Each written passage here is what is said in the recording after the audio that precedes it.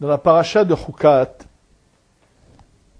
il y a plusieurs points très importants. Un des points qui nécessite énormément de réflexion, c'est celui où Moshe, au lieu de parler à la roche, va frapper la roche.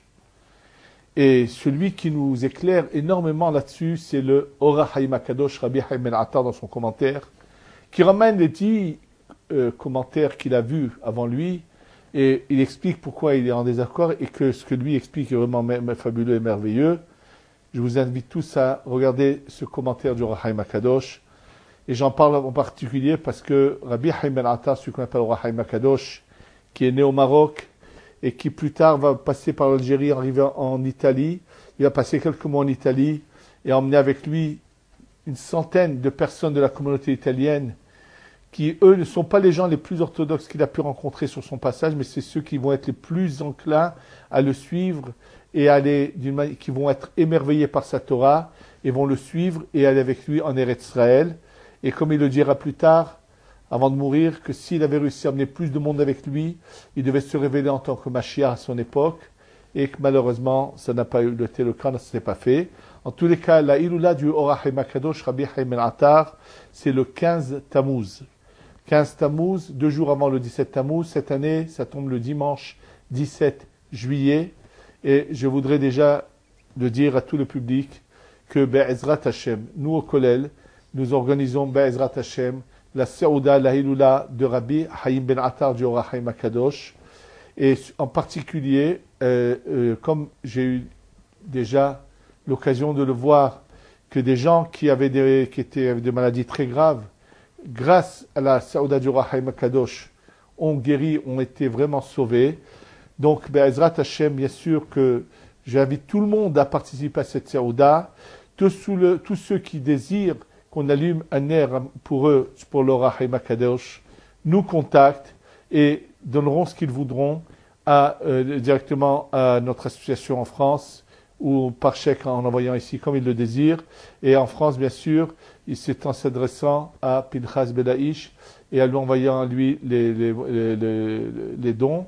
06 14 29 29 93, je répète 06 14 29 29 93 Pinchas Belaïch, à qui vous pourrez, ceux qui désirent de remettre leurs dons, et nous faire parvenir les noms en nous disant qui voudrait qu'on fasse participer à la Saouda et pour qui on allumerait un air le dimanche 15 Tammuz, le jour de la loi du Ora Haim HaKadosh. En tous les cas, sur ce problème, donc je vous parlais de Moshe qui parle à la roche, frappe la roche.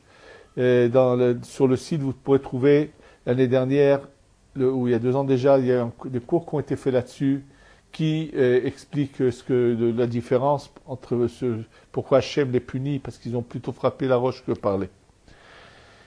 Là, j'ai pensé prendre un autre point de la paracha, le Midrash, la Gemara, qui dit que pourquoi la mort de Myriam est juxtaposée à côté des lois de la vache rousse.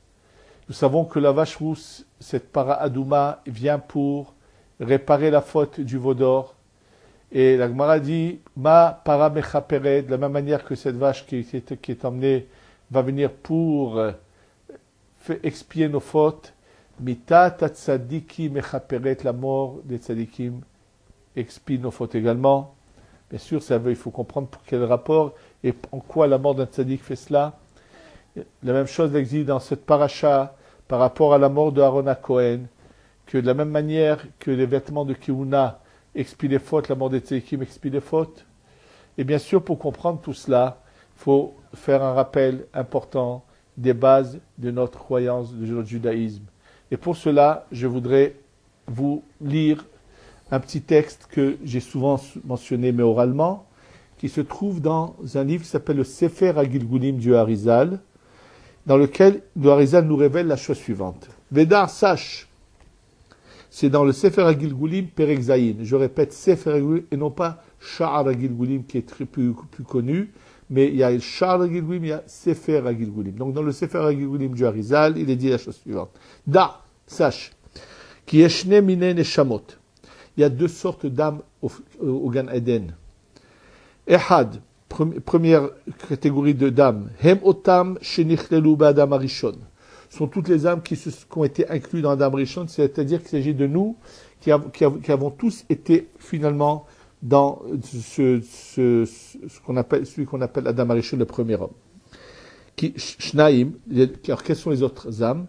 Hem otam shelo nichlelu ba'adam harishon. Ce sont les âmes qui n'ont pas été mis dans Adam Rishon, qui n'ont rien à voir avec lui. Ve'elo neshamot em yoter gvuhim.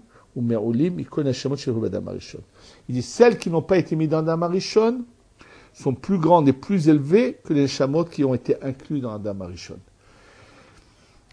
En réfléchissant un petit peu, on va voir que celles qui n'ont pas été incluses dans Adam Harishon, elles n'ont pas fauté et sont restées au Gan Eden. Et dans un autre texte du Harizal, quand il parle de la tentation de la manière, celui qui a fait trébucher Adam Harishon, qu'on appelle le Nachash, le serpent, c'est une manière de l'appeler en hébreu, qui est le symbole du mal, nous dit le Harizal dans un autre texte, dans un autre livre à lui, que, effectivement, autour du Gan Eden, le Nachash ne pouvait pas rentrer à l'intérieur du Gan Eden. Mais il tournait 2 fois par semaine autour du Gan Eden, et essayer de communiquer avec ceux qui se trouvaient à l'intérieur. Et ceux qui le connaissaient faisaient attention de ne pas se laisser attraper. Il s'agit donc de ces âmes-là qui n'ont pas été inclus en Adam Harishon, et ceux qui se laissaient donc attraper par lui et tromper, naturellement, eux, tombaient dans le piège, et ce sont toutes les âmes qui nous concernent à nous. Mais en réfléchissant un petit peu à cela, s'il y a déjà 2 catégories avant la faute d'Adam Harishon, ça veut dire qu'il y a déjà quelque chose qui a défini ces catégories, il y a déjà des choses qui ont défini pourquoi il y en a qui sont là, il y en a qui sont là. C'est-à-dire qu'il y a déjà eu un test où déjà il y a eu des choix qui ont été faits. Il y en a qui sont arrivés, comme on dit, qui sont dans les 10 premiers de la classe, on pourrait dire, et ceux qui sont ensuite. Et c'est comme ça qu'on pourra comprendre la définition qu'il y a dans les différentes catégories, qu'il y a ces âmes qui sont très hautes, qui ne sont pas tombées, dont on va voir ce qu'elles vont devenir, celles qui sont dans Adam Harishon, et au-dessous d'Adam Harishon, en dehors du Gan Eden, la source des 70 nations de tous les peuples du monde qui ne sont pas des Bnei Israël, qui ne sont pas des Bnei Israël. C'est qu'il y a un test qui a fait qu'on a 3 différents niveaux. Et le Nachash représente cette source qui est en bas. Et comment il va venir tenter Adam Harishon? Oui, toi tu es là-haut, tu ne penses pas à nous, descends vers nous. Il va jouer bien sûr celui qui va donner de la moralité, mais il va tromper Adam Harishon finalement. Et donc il nous dit, mais quand et donc elles sont plus élevées. Et après il nous dit que dans le 7e millénaire, puisqu'on est à la fin d'un cycle de 6000 ans, qui va bientôt se finir, et il va y avoir donc la venue du Mashiach, du Messie, et tous ceux qui auront mérité vont monter et vont passer dans ce temps de passage pour arriver au 7e millénaire. Et dans le 7e millénaire, où ceux qui auront le mérite se retrouver là, dans ces hauteurs auxquelles l'homme arrive, celui qui mérite, ou devait arriver à Adam Harishon s'il n'avait pas fauté, ces âmes en question qui elles sont restées là-haut vont être la couronne de ceux qui étaient inclus dans Adam Harishon, qui ont réussi leur test finalement et sont montés. Puisque ce que nous vivons, c'est un deuxième test. Dans le deuxième test, on part dès le départ avec des réparations à faire. Et ces réparations, on les appelle les birurim, les rafah nitzotzin. Et naturellement, donc les âmes, à l'origine c'est 1, finalement dans tout ce test vont se retrouver des parcelles qui vont arriver d'un côté d'autre de l'autre, donc il va y avoir hommes et femmes, et là on va comprendre que de la même manière que dans ce monde il y a les hommes et il y a les femmes, donc il y a 2 catégories masculines et féminines, il en est de même au niveau de la Torah. La Torah chez Birtav, la Torah écrite, est représentée par le côté masculin des âmes, et la Torah féminine est représentée par la Torah chez Be'alpé, la Torah orale, représentée par le côté féminin des femmes. On sait que qu'est-ce qui était grâce à Myriam dans le désert? Le Be'er, la source d'eau qui constamment qu'il y a de l'eau qui sort. En fait, l'image, le mot Be'er vient aussi du mot Levaer, éclairer. La Torah chez Be'alpé, la Torah orale, vient nous éclairer sur la Torah chez Birta, la Torah qui est écrite. Ceux qui ont imaginé un instant que la Torah écrite, qu'on appelle ça, on pouvait la comprendre, la lire et la comprendre textuellement, se trompent.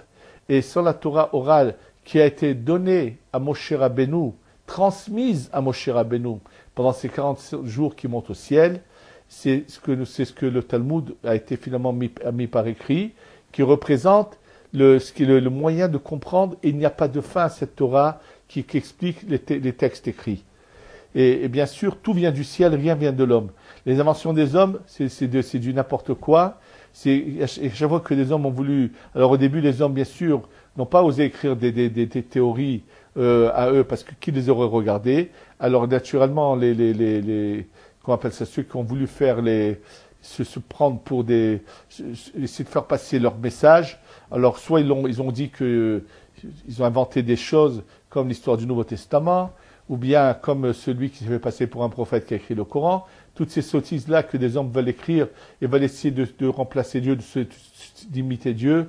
On sait ce que ça a donné dans l'histoire, l'impact que ça a donné. Où ça donne un impact, ça fait des personnes cruelles, féroces et terribles. On voit aussi bien l'impact qu'a eu aussi bien le christianisme et le Coran sur ceux qui ont voulu le pratiquer, malheureusement ce qu'il a donné. En tous les cas, bien sûr, cette lumière divine qui est la Torah authentique et réelle, à cette partie qui est donc les écrits des 5 livres de Bereshit, Shemot, Veikra avec les Ketuvim, et il y a la Torah orale qui vient nous aider. Dans cette Torah orale, bien sûr, il y a plusieurs parties. Il y a la côté du Talmud, il y a la Kabbalah, le Zohar, et tout ce qui a été écrit dans la Kabbalah qui vont nous aider à nous éclairer. Et en fait, pourquoi ça se comprend tout à fait que c'est représenté par la femme? La femme enfante, la femme a des enfants, d'elle sort encore d'autres corps, et c'est-à-dire celui qui, en fait, travaille la Torah orale pourra constamment faire naître et comprendre et déduire des choses qui étaient que juste cachées, qu'il faut faire sortir à l'extérieur, comme ce bébé qui est dans le ventre de ses mères et qui est sur l'extérieur. Et c'est ce qui représente également le cours d'eau qui va et qui arrose partout, c'est la Torah orale. Et en fait, donc un tzaddik, pendant son vivant, il va faire ce travail de Berurim, il va bien sûr amonceler des Berurim et des Berurim, et le jour de sa mort, à l'encontre de tout ce qu'il a amoncelé toute sa vie, il fait monter là-haut. Et naturellement, son impact sur le reste du peuple Israël, puisqu'on est tous unis, fait que ce jour-là, beaucoup de gens vont ressentir, ceux qui voudront, vont se réveiller, et tous ceux qui auront participé à la douleur de voir le tzaddik partir et comprendront la perte et chercheront à aller dans son chemin, alors leurs fautes sont également pardonnées. Et c'est ça ce que ça a représenté. C'est pas juste c'est quelque chose de miraculeux qu'il y a un tzaddik qui meurt, ça y est, c'est fini. Cette semaine, par exemple, est décédé en Eretz Israël un des plus vieux rachis Shivot, le Rav Lefkovitch, à l'âge de 87 ans, qui a avancé la Torah pendant tellement d'années, avec tellement de ferveur, et un si grand personnage. Et on sait combien de gens ont été touchés par le départ de ce tzaddik. Et ça leur a tout de suite donné de la motivation d'aller dans son chemin. Alors tous ceux qui bien sûr, comme cela, ceux-là, leurs fautes leur sont pardonnées. Et c'est ça ce que Mitat Tzadikim et Mechaperet, que la Torah nous enseigne. Ce qu'il faut comprendre, on a un but, on a un chemin, et celui qui veut retrouver l'endroit où était l'homme avant la faute, pour pouvoir monter plus haut, et ensuite s'unir à ces Tzadikim qui eux sont restés là-haut, il y a un seul chemin, c'est celui de la Torah, le chemin de la droiture, de se donner cœur et âme à cette lumière-là. Ceux qui ne comprennent pas cela, je ne sais pas ce qui leur arrivera quand le Mashiach viendra, mais je crains que leur déception et leur souffrance soient terribles et soient sans réparation. Et c'est pour ça que tout le temps qu'il y a le souffle de vie en nous, on doit ouvrir les yeux, s'engager, comprendre. Et que Be'ezrat Hashem, on est dans le chemin des tzadikim. Et c'est pour ça que lorsqu'on fait une iloula, comme on va faire celle du Or HaChaim Akadosh, le but, ça va être de dire que tous ceux qui participent, j'aurais demandé ici au Kollel, à tous les Kollelman qui seront présents, de dire un parole de Torah du Or HaChaim Akadosh. Et j'invite à tous ceux qui désirent participer à nous le faire savoir, et que Be'ezrat Hashem, le Srou du Rahaim Akadosh, emmène la refoua shlema à tous ceux qui en ont besoin, un bon mazel à tous ceux qui en ont besoin, et que comme lui qui doit être le Mashiach ne l'a pas été, mais que lui agisse là-haut maintenant, pour qu'on ait la Géoula shlema, le Mashiach, Tzidkenu Memera, Beyamenu, Amen.